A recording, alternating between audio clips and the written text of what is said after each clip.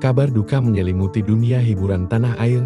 Gary Iskak, aktor Indonesia keturunan Belanda, meninggal dunia pada Sabtu, 29 November tahun 2025, pukul 9.24 WIB di RS Suyoto setelah mengalami kecelakaan sepeda motor.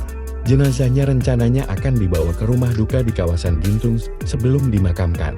Pihak keluarga yang diwakili Ibunda Winnie Iskak, istri Richa Novisa, anak-anak, serta kakak dan adik Gary, memohon maaf atas segala kesalahan dan kehilafan almarhum. Innalillahi wa inna ilaihi roji'un.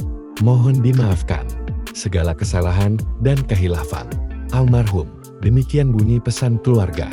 Kabar ini juga dibagikan oleh musisi Ati Jigo, personal band Tamu, melalui media sosialnya.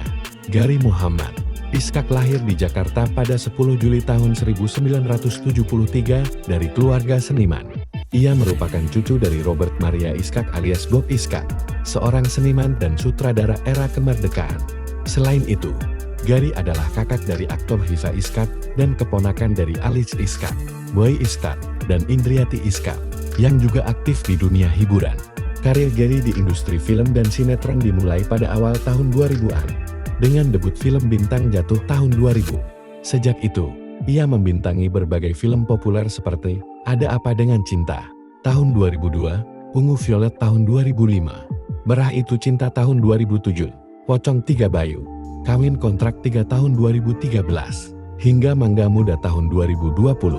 Ia juga tampil sebagai cameo di sejumlah film lainnya, termasuk Insya Allah Sah tahun 2017, Warkop DKI Reborn 3 tahun 2019, dan Nanti Kita Cerita Tentang Hari Ini tahun 2020. Selain layar lebar, Gary Iskak juga dikenal di dunia sinetron.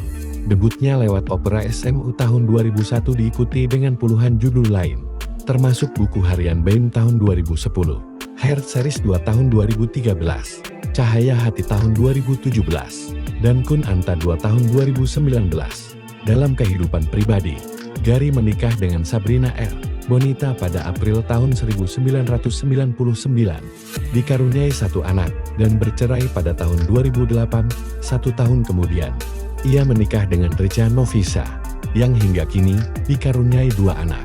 Sepanjang hidupnya, Gary juga pernah menghadapi tantangan, termasuk kasus narkoba pada tahun 2007 atas kepemilikan 0,3 gram sabu, serta sempat menderita hepatitis C. Ia sempat menyatakan diri sudah pulih saat menghadiri Festival Film Indonesia tahun 2021. Kepergian Gary Iskak yang berusia 48 tahun meninggalkan duka mendalam bagi keluarga, rekan kerja, dan penggemar.